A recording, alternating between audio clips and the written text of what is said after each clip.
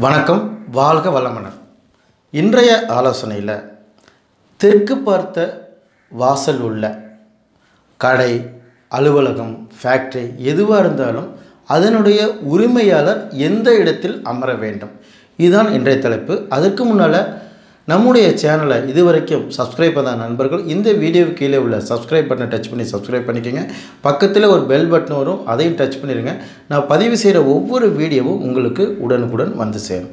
அதாவது வாஸ்துப்படி, வாஸ்து சாஸ்திரத்தின்படி ஒரு வீடு, ஒரு அலுவலகம், ஒரு நிறுவனம் இருக்கும்போது அதை உபயோகிக்கும் போது பார்த்திங்கன்னா பயன்படுத்தும் போது எளிமையாக இருக்கும், சௌகரியமாக இருக்கும். அதாவது உங்களுக்கு அதை யூஸ் பண்ணும்போது தான், அந்த வாஸ்து முறைப்படி உள்ள வீடை யூஸ் பண்ணும்போது தான் அதோடைய சௌகரியங்கள்லாம் உங்களுக்கு புரியும்.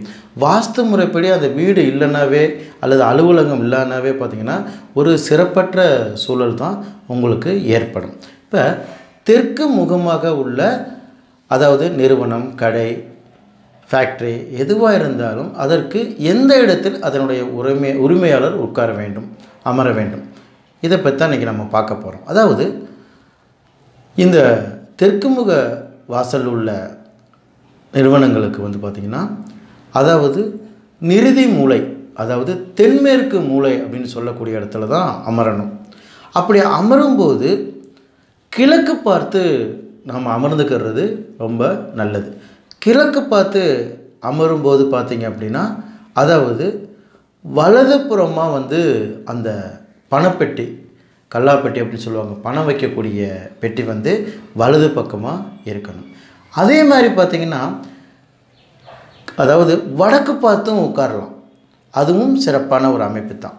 அப்படி வடக்கு பார்த்து உட்காரும்போது அதாவது இடது பக்கம் அந்த பணப்பெட்டி, கல்லாப்பெட்டி இருக்கணும்.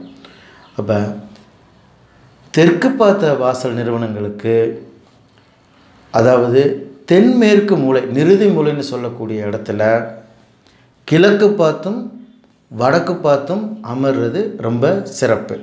மேலும் பார்த்திங்கன்னா மற்ற 3 திசைகளுக்கு அதற்கான எந்த திசைகள், அதாவது ஒவ்வொரு திசைக்கும் அதனுடைய உரிமையாளர் எந்த இடத்துல அமர வேணும் அப்படின்னு டிஸ்கிரிப்ஷனில் கொடுத்துருக்குறேன்.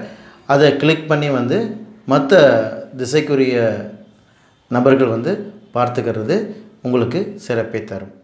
நன்றி, வணக்கம்.